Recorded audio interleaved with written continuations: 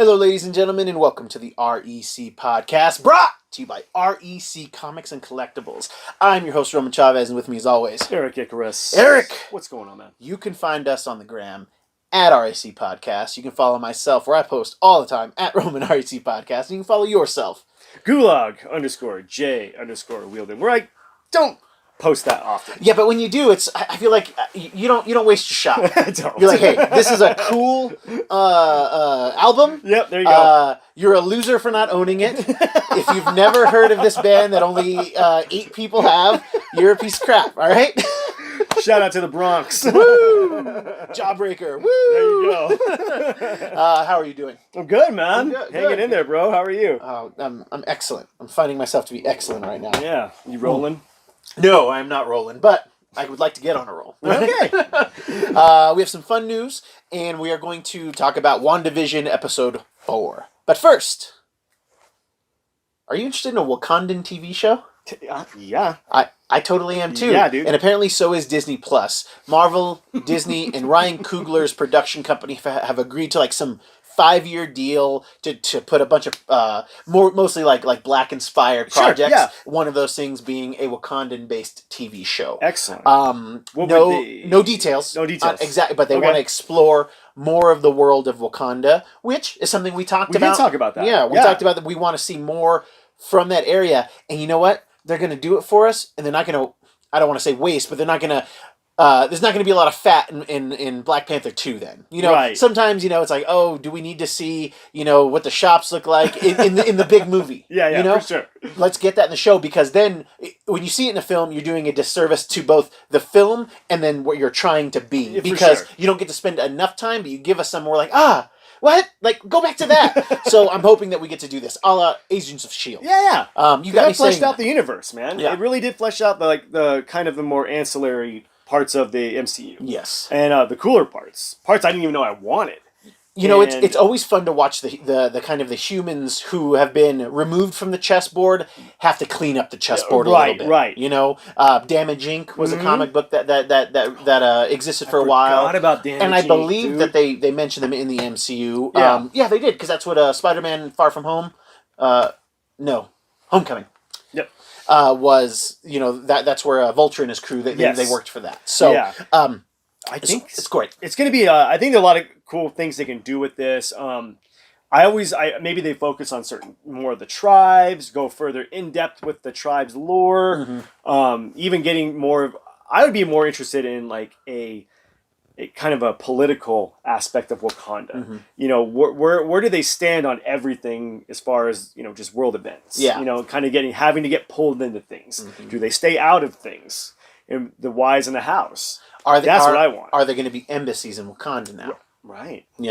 What type of issues does that make when you have to have a Sokovian embassy, maybe a Latvian or an Atlantean embassy at some point? Yeah. We've kind of, as the internet have suggested, that Black Panther 2 is going to probably introduce Namor. So are we going to get some more of that stuff? I love the political atmosphere of comic books. Me too. It's always interesting to see, that Dr. Doom has like a diplomatic immunity. His economy is rocking. Yeah. His people actually really enjoy him. He's just, out there doing He's just a little evil. doing some dirt. And initially they kind of had him be this like dictator, dictator. Right. But the Latvian people actually really they're afraid of him though. They are afraid of him. Oh, for sure. But they do, they live well. But Doom's smart enough to know that you got to keep your people happy or docile or both. Yes. He's smart enough to okay, I got to keep my subjects happy. Yes. Because he's not a king, right? He's just is he King Doom? Yeah, I think they call him Lord Doom.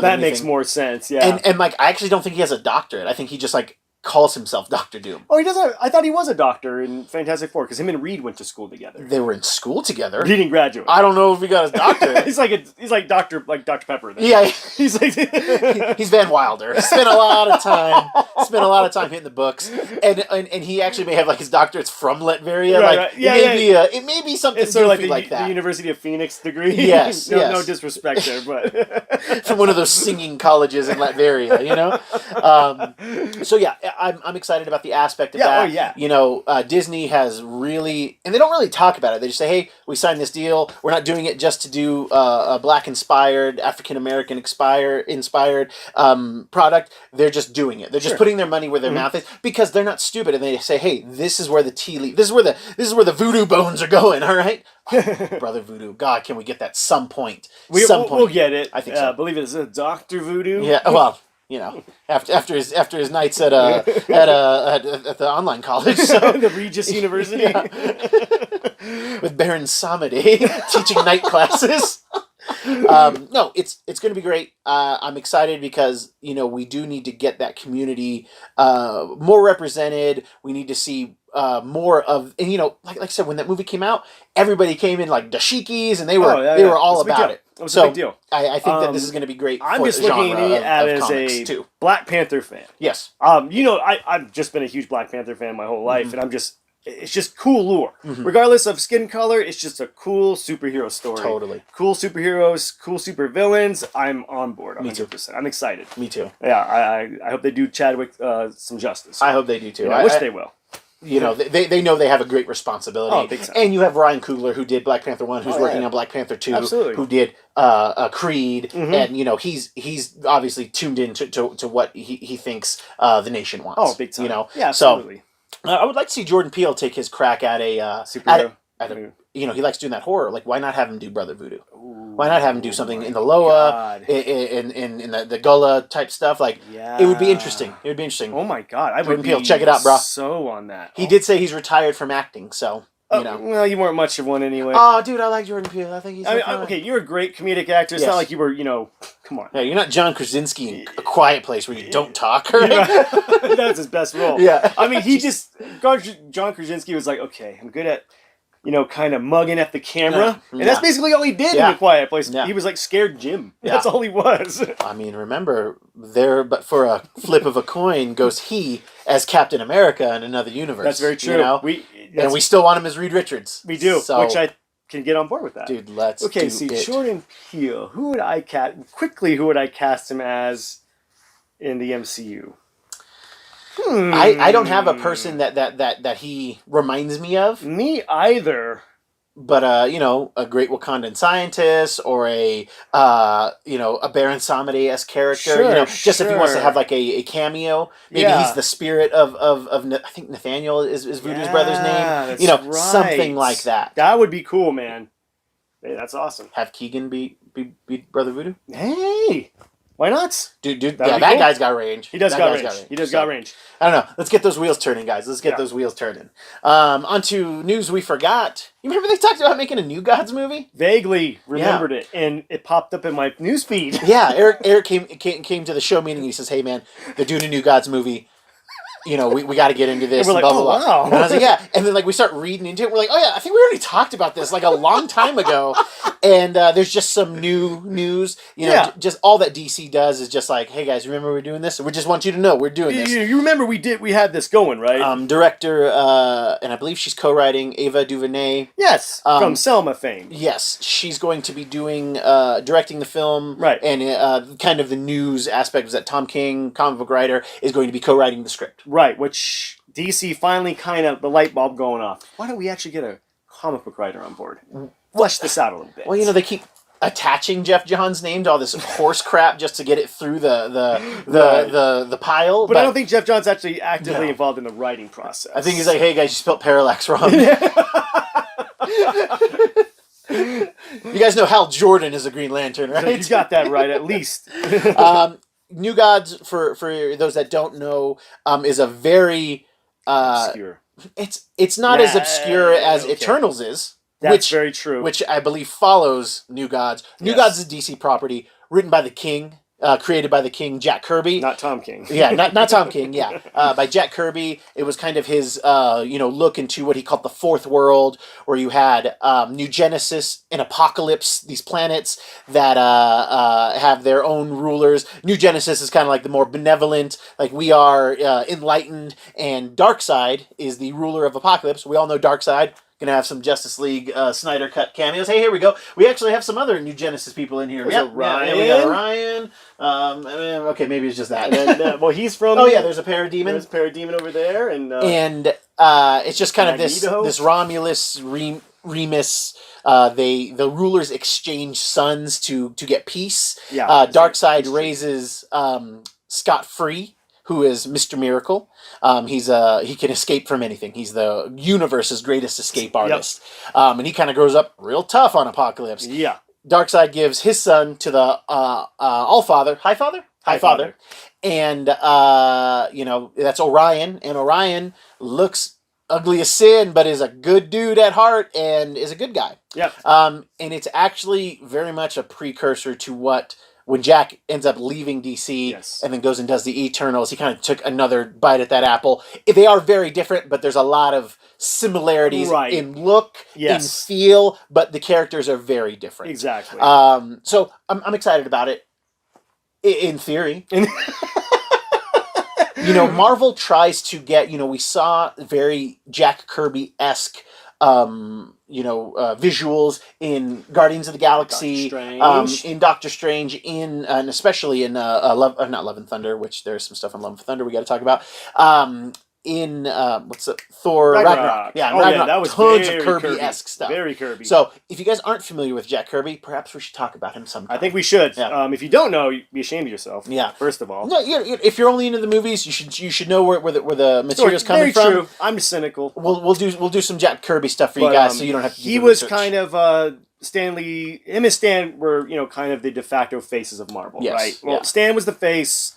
Jack Kirby was kind of the writer. Yeah, more of the talent, Yeah, he was a talent. Stan's the idea guy, the guy who was willing to go to LA and to go to school systems and put comic books in your schools, in my schools when I was a kid, and Jack couldn't talk very well. He was, he wasn't in front of the camera kind of guy. No. And his scripts were really long in the tooth. Yes. So he would write stuff. Stan would kind of change it or tell him to do stuff, or Stan would be like, write and talk about these things. Yeah. So there's a lot of there's a lot of give and take, like any good partnership. There's a lot of give and take there. But I always think it's funny how he left DC to go make New Gods, right? Or he left Marvel rather to go make New Gods. Well, just to get out from under Stan getting all the credit. Yeah. And then realized, I need someone to whittle down these because if you read the New Gods, these word bubbles are ginormous. Yeah. It's a lot of exposition. Yeah. And with my hand I shall, just very that type of stuff. And I don't know. And then you get to New Eternals, and it's very much the same thing. It's like, come on, man, you need to get someone to help you. And that first volume is only it's not much. It's like 25 issues, maybe something. It's low, but it's beautiful art. I've got Eternals 1 up on the wall. Yeah. It'd be funny. Marvel and DC should do what New Genesis and Apocalypse do, trade movies. So I think Marvel should give DC Eternals, and DC should give Marvel New Gods. No way, man. No way. Keep the peace. Let DC squander. They can give us Batman. They can give Marvel Batman, and we'll give them Sleepwalker and Darkhawk. Okay, we'll give them a twofer. Right? Hey, we'll give them a twofer. There we go. I like that. It's a good trade. There were some leaked set photos from Love and Thunder. Blood and Thunder is a storyline. It is a storyline, and it's a Mastodon song. Thor, Love and Thunder. There were some images of Chris Hemsworth, kind of like sleeveless, looking very Thunderstrike-esque. Are you talking about the Eric Masterson? The Eric Masterson, which those issues are starting to I knew creep they were up. going to spike. I know, and they're going to spike for no reason. Because I hope it's not Eric Masterson. Let's give Eric Masterson his own due. Yeah, make him a different character. Yeah, but they might just say, hey, you're going to, since Mjolnir's broken, you get Thunderstrike the mace. Yeah. Because I believe that's what the mace is called, is Thunderstrike. And that's where he gets his name from. Yes, and it's kind of like more of a triangle. Yeah, it's a mace. Yeah, it's a mace. I mean, maybe we do a nervous breakdown on Eric Masterson. It's long-winded. It's the whole Thor core. It's the Thor core. Maybe there's something there, but and that's where you shine, baby. You know all about that stuff. You know more way about that than me. I actually do, but I think it's kind of either they're paying a homage to the Thunderstrike, which I'm totally down with. Yeah. Right. Like, we're not gonna do it, but like you could see, like, hey guys, this is cool. This is for Thunderstrike. Yeah, this is for you. We saw images of the Guardians. Oh, in the movie. Okay. We saw Nebula. Ooh. We saw Quill, and we saw Kraglin, the first mate of Yondu. Yondu's first. And mate. He's got the fin. Oh, he put the fin on. Yeah, it's not the big fin. It's like the one from the first one. One of the unless it's digital. credits he puts it on and he's like trying to work on trying it, to but work he on still has it, so he's probably running the Ravagers now. Oh, that's or at least cool. his faction of the Ravagers. I loved Kragman. He was funny. Too. He was and good. that's James Gunn's brother. Yeah. Yes. He does the body double too for Rocket. Oh, really? Yeah, he's the one. So he's always on set. He's always there. He is not easy on the eyes, so Make him a Ravager. Good. But he's so good in the roles that he does. Oh, yeah, in the roles that he does. I think that's cool. I mean, I think we did speculate that the Guardians were going to be the new Thor. It made sense. It made sense because Thor does leave with the Guardians at the end of Avengers Endgame. So, and in these photos, Thor is jacked, and we know that Chris Hemsworth is bigger than he's ever been for. He's doing that Hulk Hogan movie. Oh, that's right. And it would be funny if they did like a montage where like him and Peter decide to like get into shape together, right. and Thor just gets really into shape really quick, and Peter's like, "Come on, man!" That's awesome. Like that would be hilarious. That would be good. that would be a fun way to like get rid of the fat suit. Exactly. Yeah. I like Fat Thor. I could have used a whole half movie with him as Fat Thor, but maybe we will get that. Maybe this is later images. Who knows? That's a good point. But now to the meat of our show. We watched episode 4 of WandaVision. We've been wanting this kind of payoff. We've been kind of waiting because the first 3 episodes, while interesting, are also very slow. And I think the casual fan, more so than us, needed this shot in the arm, which delivered. Oh, yeah. Oh, my gosh. This was such an excellent episode that, spoilers... Full-on spoilers, kids. Took place kind of while the show is taking place. We're actually getting to see what's going on in the real world outside of this WandaVision. Yes. Opens up great with we get to see Geraldine's character. Geraldine is Geraldine. Put a little salt on my sandwich. Geraldine's character, who we know got ejected from the world at the end of episode 3. We see her, and it's like maybe a few months ago or something like that, and she's undusting, coming back together from the snap. She was one of the people that were blipped by Thanos, and we see her rematerializing in a hospital. There's a lot of commotion going on. She's clearly looking for somebody in this hospital. You're hearing people running around the hospital. She goes outside. She's like, "Hey, can somebody help me?" She's looking for her mom, which we're like, "Who's her mom?" We know that Geraldine is actually Monica Rambeau, who is later a Captain Marvel or Photon. She's looking in the hospital for her mom, who is Monica, which we saw in Captain Marvel. Captain Marvel's best friend, Earth best friend. She's looking for her mom. This doctor recognizes Maria and is like, "Oh my God, like Maria, like, are you okay?" And she's like, "Yeah, where's my mother?" And she says, "Okay, your mother died." And she's like, "That's not what happened." Yeah, that's not what happened. She had the surgery. She's like, she died 3 years ago, 2 years after you disappeared.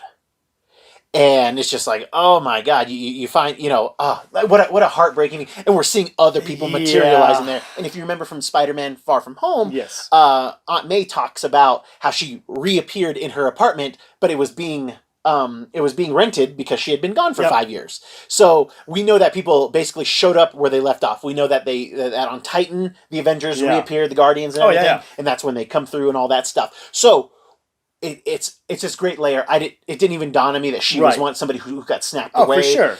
We didn't. I don't think anybody saw that coming. No, it was it's just Marvel doing Marvel stuff. Just to quote Wanda's brother. What, you didn't see that coming? So we find out that she is a member of SWORD, and that her mom set up SWORD. So it is SWORD or S-word? S-word. Yeah, it's S-word. And that her mom was the director. We see her going back to her job. Everybody's welcoming her back to an extent. The director of SWORD was kind of... It seemed like it was probably going to be between Maria and this guy. I have his name here. It's like Tyler Hayward. Yeah, Tyler Hayward.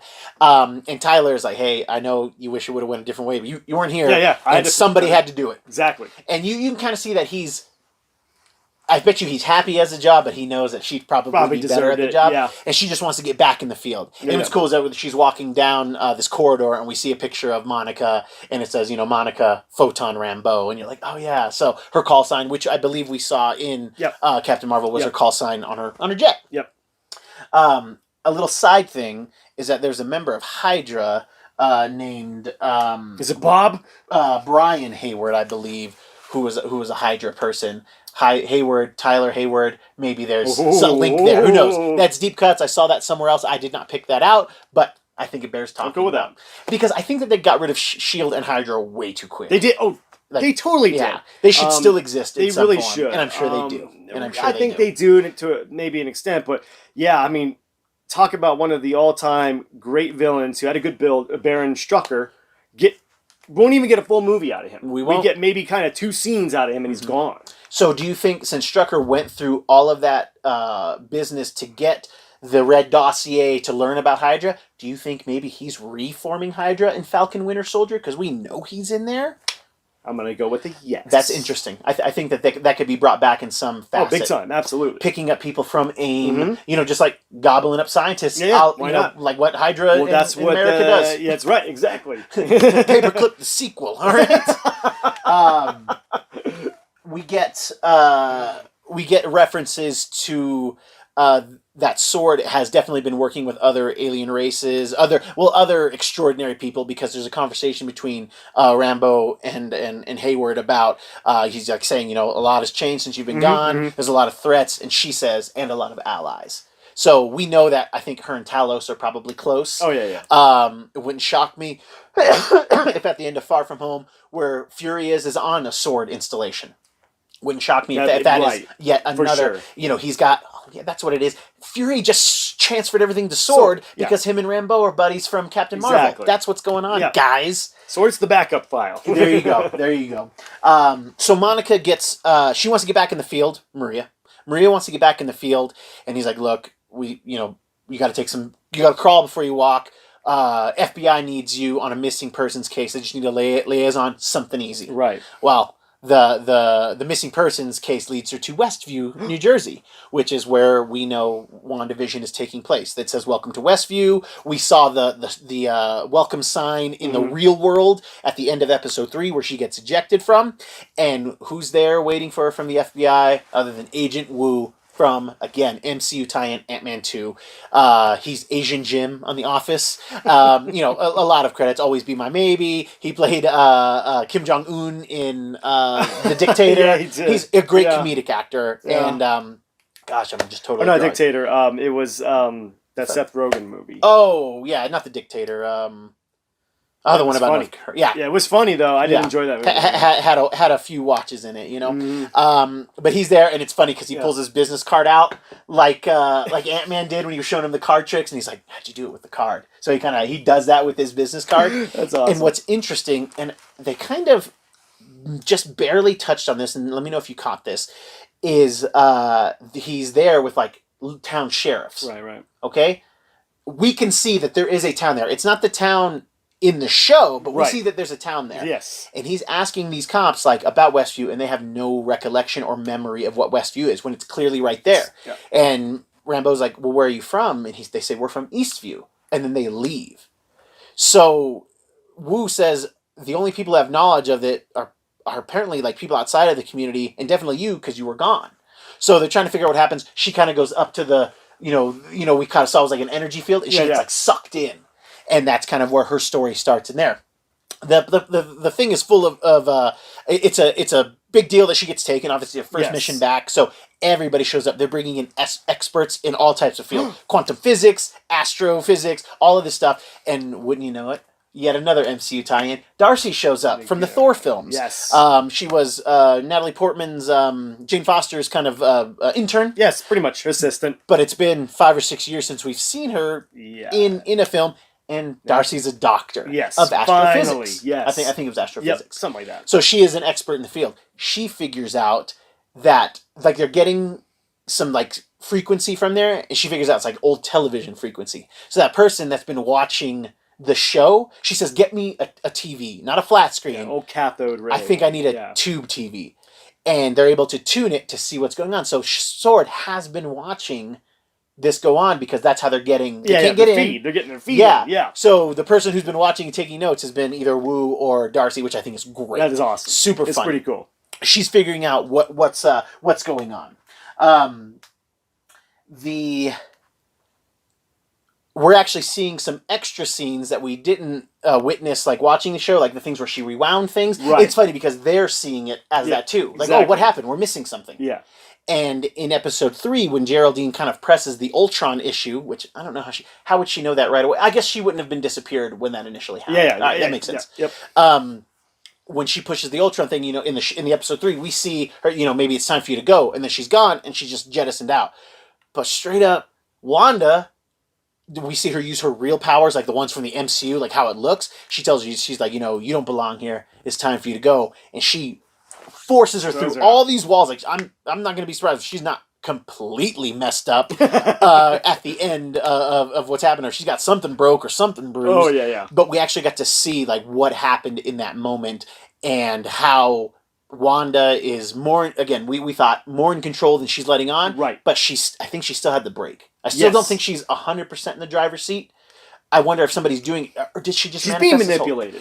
She's definitely being somewhat manipulated, but she's like a willing participant. Sure, a little Stockholmian. Yeah, I would say so. Yeah, I think she's under duress. Obviously, somebody who hasn't had anything go right in her whole life. I'll give you this whole town where everything goes right. Why not? Yeah. But why keep changing decades? Yeah. What is the point of the changing of the decades? Yeah. Is this a countdown to something? Ooh, I didn't even think about if it's a countdown. I don't know, man. I mean, I just there's a little something there, but yeah, man. I think as much as we got some kind of answers, it just, to quote Hermes from Futurama, that just raises more questions. It's true. It would be funny if like we keep going and like the final season of shows is the MCU. It's just meta, deep meta. I would not be okay with No, that. it would not be. It would. This is as meta as I want to get. It's pretty meta, yeah. Like it should probably stop in the '90s, maybe the 2000s with because like the '90s will probably be like maybe a Seinfeld or a Friends. Sure, Friends. I would go Friends. It was the biggest show of the '90s. Yeah, but yeah, maybe because it's the biggest show in the '90s that people still watch now. Yes, that's so true. That I would say it's going to go to the Friends direction, or a Big Bang Theory in the 2000s. I would maybe that's probably if they go that far. Or I don't know How I Met Your Mother. Totally. I think that would maybe play more to what WandaVision kind of is. Yeah. I don't know, man. A lot of cool Marvel alums showing up, which made me very happy. Yeah, bring them all in. Bring them all in, because this is what happens in comics. That's what makes the MCU far superior to the DCEU, is that, one, it seems like Marvel cares about us as viewers. Yes. And they do their homework. Yeah, they do, and they do their homework. And it all comes down to like Kevin Feige and the writers and the directors that whole team is chosen because these guys are paying attention to what is happening in comic books. And maybe not verbatim what's going on, but how it works. Exactly. That written word with pictures. Yeah, exactly. It's different than a novel. It's different than a screenplay. Like, you literally have, like, a comic book is just storyboards. Really. Yeah, what it really is. You're as the reader, are making the action happen. Yes. It's so crazy. Because I remember, I'll explain things to Eric, and I'll add things to it, because that is where I believe it happened. Right. With the fight scenes or whatever. And the MCU, Kevin Feige at the helm, they do this for us, and they treat us with a lot of respect, and they give us a lot of what we're looking for. There was a great scene where in episode 3, Vision walks into the house after Geraldine goes home. Right. And Wanda kind of turns and looks at him. Well, in episode 4, we see her turn and look at him, and he's got the dead face that he had when Thanos rips the jewel out of his skull. Yep. And he's like, Wanda, and like it's like quick, kind of a horror thing, and then it's gone. And man, I don't know where it's going, but is there a world in which she's created this Vision? Like, this isn't Vision. She's not even resurrected. This is just her manifestation. Yes. But it has all of those things that Vision has, and like it's going to try to fight her. It could be to do what's right. Right. I think that there's a possibility of that. Yeah, because Vision, regardless of what he is, he always has that. It's his programming to do what's right. Mm-hmm. And what Wanda is doing, corrupting reality. Yes. And he wants to keep the balance. Not even to do what's right. It's that what makes him more than a robot is the fact that he wants to do what's right. To preserve life. Yeah. So, he knows that something else is going on.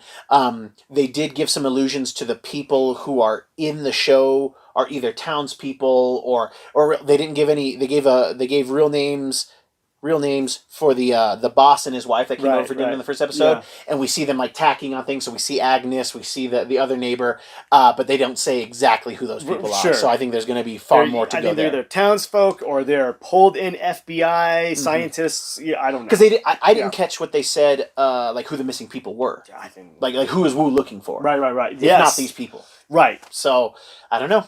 It's good though. I think it was a good. If the show is going to be, I think 10 episodes, it's a good like. Okay, we're almost to the halfway point. Right.